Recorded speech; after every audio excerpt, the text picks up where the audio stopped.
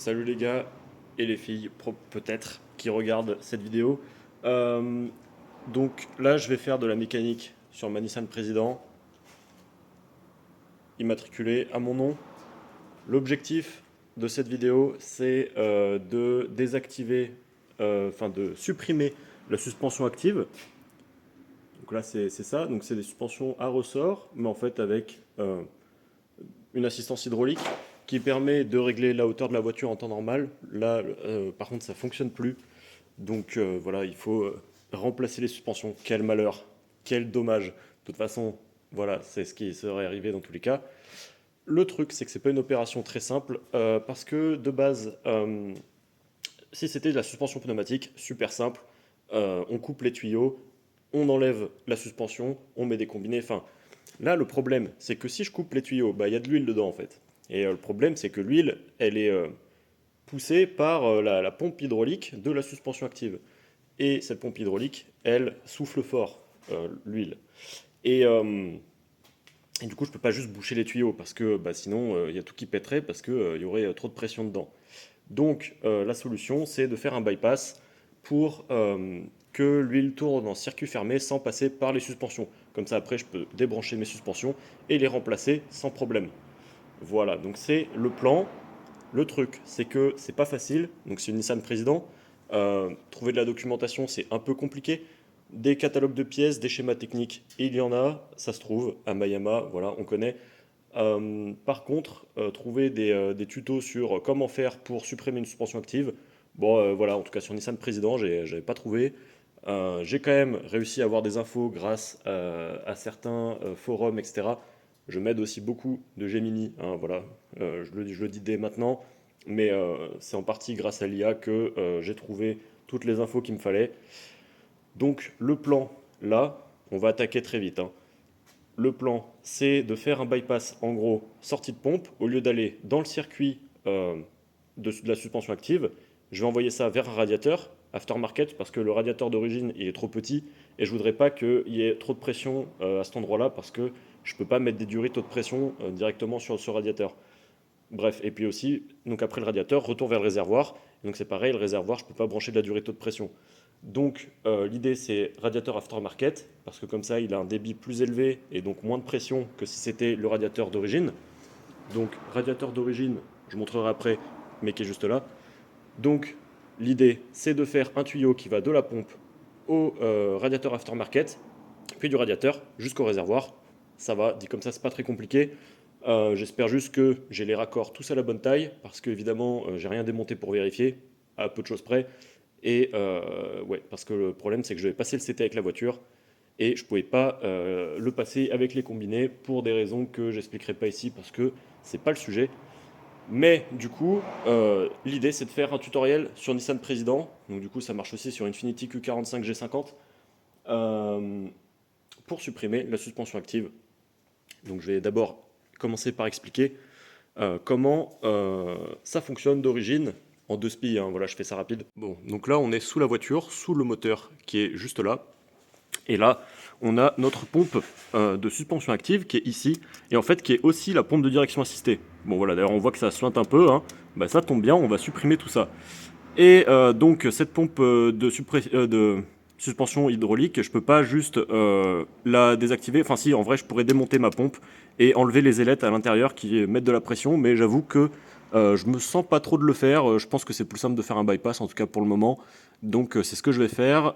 Donc on a notre sortie de pompe qui est là, avec le tuyau ici, qui va jusque dans le circuit hydraulique. Donc là, on a des actuateurs, etc. On a tout un bazar de tuyaux qui va partout sous la voiture. Enfin, il y en a surtout dans le coin, là, parce que c'est là où il y a beaucoup d'actuateurs, à ce niveau-là aussi. Donc l'idée, c'est qu'après, en sortie du circuit de suspension, ça va dans le radiateur, qui est juste là. Donc c'est un petit radiateur. Voilà, on le voit ici avec son ventilateur. Et le truc, c'est que donc que je peux pas souffler l'huile dedans, sinon je risque d'avoir trop de pression vu le débit, parce que ça c'est un radiateur qui est sur le retour normalement. Donc normalement il n'y a pas énormément de débit dedans, si d'après mes informations. Donc l'idée c'est de se brancher donc sur la sortie de la pompe ici. Je vais faire un tuyau qui va venir dans le pare-choc. Dans le pare-choc, je vais mettre mon radiateur aftermarket. Ensuite, on va sortir et aller se brancher ici sur la sortie du radiateur qui va vers le réservoir de la suspension. Voilà, donc j'espère que ça c'est clair. Là, je vais commencer par dévisser ça, sortir toute l'huile. Je vais vérifier que j'ai des raccords à la bonne taille, aussi pour ce tuyau-là. Et ensuite, si c'est bon, et ben, ça devrait rouler. Et en vrai, ça devrait peut-être pas prendre aussi longtemps que ça. Alors évidemment, je dis ça, on sait tous que le job qui doit durer une demi-heure, en fait, le plus dur, c'est les 3 premiers jours. Voilà, donc sur ce, je commence et puis je vous reprends plus tard selon ce que ça dit. Bon, on est maintenant le lendemain, il fait jour et le bypass est monté. Donc, on a notre pompe, sortie, hop, petit raccord, petit banjo et raccord à N. Alors, j'avais pas la bonne vis à mettre dedans, voilà, je me suis trompé sur le pas, enfin sur la taille de la vis, c'est du M16 par 1.5 et j'ai pris du M18, donc coup dur, mais c'est pas grave, j'ai utilisé la vis de base. J'espère juste que ça ne va pas fuir. J'ai stacké des rondelles d'étanchéité, mais je l'ai démarré la voiture hier et pas de problème, donc je pense que ça devrait aller. Normalement, il n'y a pas trop de pression. Donc le raccord qui passe sous la voiture, qui vient jusque dans le pare-choc, jusque dans ce radiateur. Et alors, normalement j'avais prévu de mettre des banjos en entrée du radiateur et en sortie. Le truc c'est que les banjos que j'ai pris, et ben en fait c'est du pas standard en M22 par 1.5 et en fait c'est pas du 1.5, je sais pas c'est quoi comme pas, mais donc du coup j'ai utilisé les raccords de base du radiateur. Et de ce côté-là, c'est de la durite pas haute pression, c'est la durite standard, qui est pareil raccordée sur le radiateur. Et donc pourquoi durite haute pression avant et pas après? Tout simplement parce que si jamais le radiateur, donc le débit est constant, si jamais le radiateur crée une restriction, et ben, il va y avoir de la pression avant. Donc voilà, c'est pour éviter qu'il y ait des problèmes. Mais bon, normalement ça devrait aller. Donc après le radiateur, durite, qui passe sous le pare-choc et qui vient jusque sur un raccord et qui rejoint le réservoir. Voilà, donc bon, c'est un peu ghetto, mais ça fera tout à fait le travail. Ça fonctionne, l'huile circule sans problème a priori. Et puis au moins avec le radiateur, je sais que ça chauffera pas. Ouais, donc je pense qu'à terme, ça peut être bien de sortir la pompe et démonter les ailettes à l'intérieur pour l'empêcher de produire de la pression carrément. Et puis comme ça, j'aurai plus besoin de tous ces tuyaux. Donc voilà, et là on a l'ancien tuyau, j'ai mis une vis au bout, et puis c'est pareil, je pourrais supprimer ça éventuellement un jour, peut-être. Voilà, donc ça c'est bon pour la suspension active. Et maintenant, il faut mettre les combinés. Donc là, j'ai déjà enlevé une suspension de ce côté. En vrai, c'est pas hyper compliqué, juste faut se méfier parce qu'en enlevant le chapeau en haut, eh bien, il y avait encore de la pression à l'intérieur et du coup, bah, ça giclait partout. Super. Voilà, donc maintenant, je vais faire l'autre. Ça rend pas compliqué. Il y a donc les deux vis en haut dans la baie moteur et cette vis en bas. Voilà. Pour enlever la suspension, faut, moi en tout cas j'ai démonté le bras de suspension en haut là. Comme ça me permet de la sortir correctement parce que sinon il y a ce bloc là qui bute sur la caisse et ça empêche de sortir la suspension. Donc voilà, ça c'est pour l'avant et puis après je m'occuperai de l'arrière. Bon, je reprends pour vous montrer la suspension arrière vite fait. Donc là, un écrou là et deux là-haut.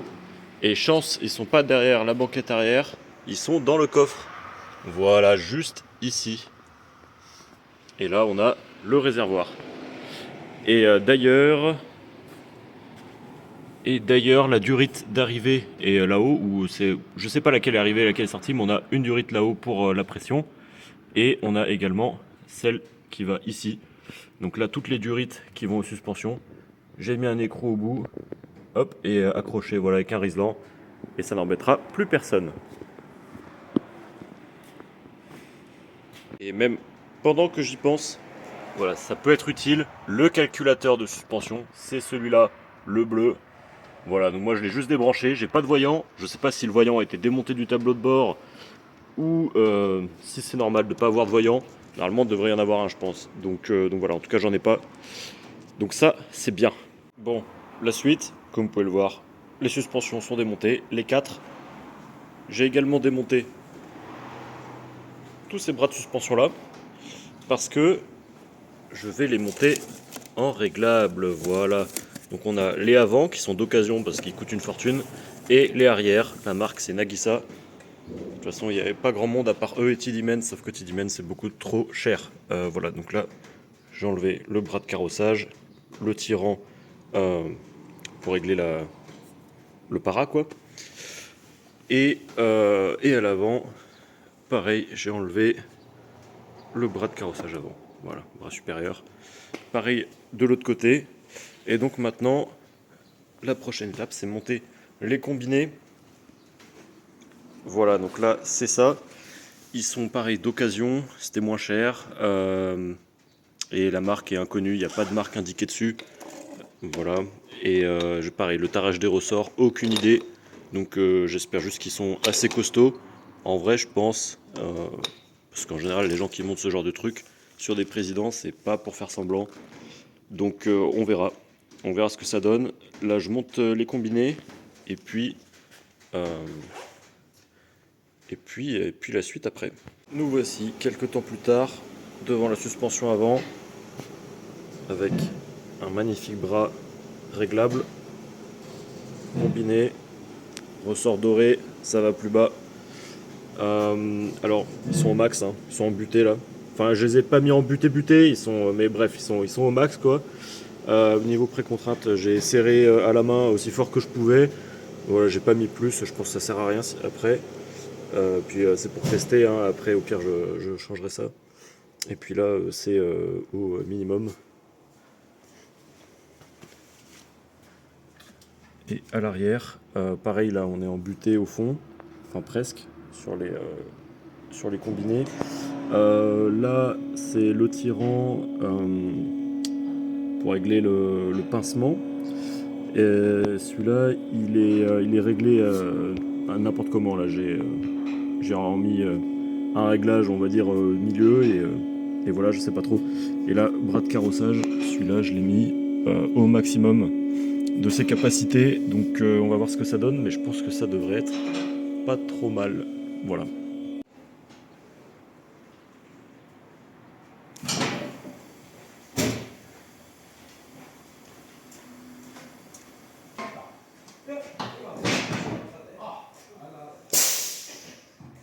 Comment dire que j'ai un problème, la voiture ne touche pas le sol.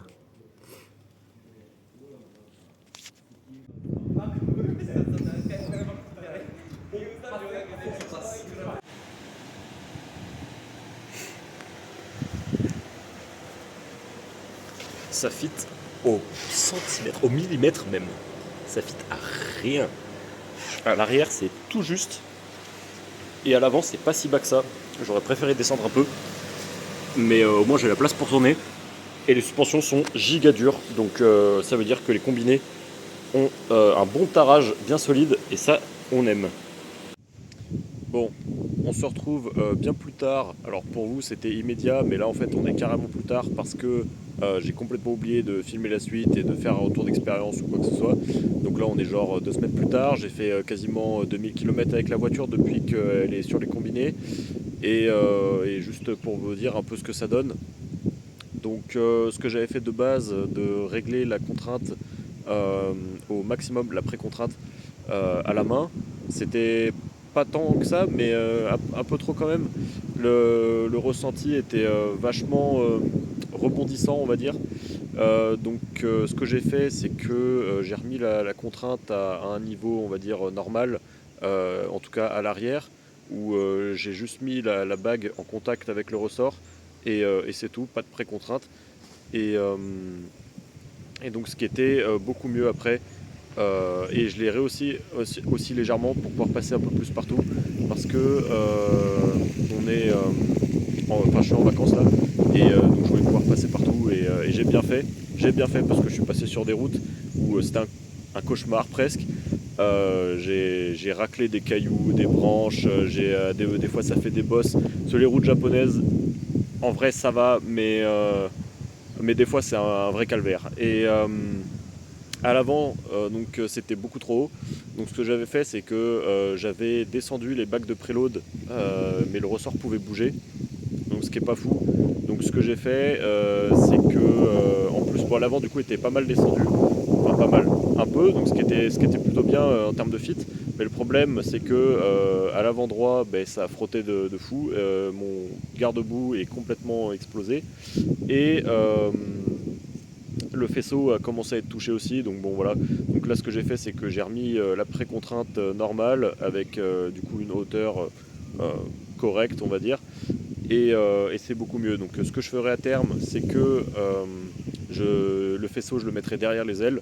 J'avais fait pareil sur ma LS400, c'est en vrai essentiel pour éviter de le massacrer de toute façon pour descendre la voiture, et il faudra que je vois comment je peux faire pour éviter de frotter la caisse ou quoi, parce qu'à l'arrière c'est pareil. Le problème que j'avais c'est que les pneus frottaient la caisse. Euh, donc là je sais pas trop comment faire. Après côté intérieur, c'était surtout là où ça frottait, et je sais que en grignotant le bord de l'aile, je pense que ce que je vais faire c'est que je vais juste le disquer, protéger un peu avec du mastic, de la peinture, je sais pas encore. Euh, et comme ça je pourrais décaler la jante vers l'extérieur, et ça permettra de plus frotter à l'intérieur du pneu. J'espère en tout cas, et comme ça me permettra peut-être de descendre un peu, ou sinon il faudrait que je change de taille de pneu, mettre un flanc plus fin. Mais je suis déjà en 2,45-35 à l'arrière, et de ce qui est le diamètre d'origine. Et si je mets du 2,45-30 ou même du 2,35-30, j'ai peur que ce soit trop petit, parce que bon, j'aimerais bien quand même pouvoir continuer à rouler la voiture tous les jours. Je rappelle que c'est mon daily, hein, c'est ma seule voiture ici. Donc bon voilà, on verra ce que je fais. Et puis c'est pareil pour descendre la voiture. Il me faudra des helper spring, donc c'est des petits ressorts qui viennent en dessous des ressorts principaux pour les maintenir en contact quand tu descends les bacs de préload, pour éviter que justement ils se baladent. Euh, et je pense aussi mettre des ressorts avec un plus gros tarage pour éviter d'avoir trop de travel quand il y a des bosses, parce que sinon bah, c'est pareil. Là ça va, là c'est les pneus qui touchent, mais bon, alors j'ai un protège carter quand même à l'avant, hein, mais bon, si je peux éviter de tout exploser en dessous, ça serait quand même bien. Donc voilà, c'est les plans pour la suite. Voilà, donc c'est ça que ça donne pour l'instant. Ça va rester comme ça un petit moment. Alors en plus les jantes, surtout de l'autre côté, et je les ai complètement frottées, parce qu'à des moments je suis passé sur des routes super étroites. En vrai c'est quelque chose, hein, le Japon quand même. Mais voilà, donc peut-être que je changerai les jantes aussi, un de ces quatre, mais pas pour le moment. Voilà, et donc là, petite vue sur le petit lac, petit étang, euh, juste ici, avec le camping et ma tente qui est là-bas au milieu.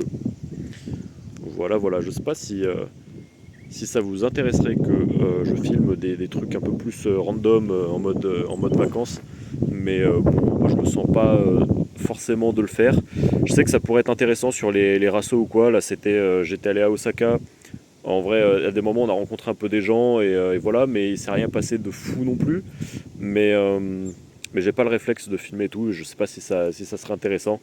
Donc voilà, n'hésitez pas à me dire dans les commentaires. Et puis, merci d'avoir regardé.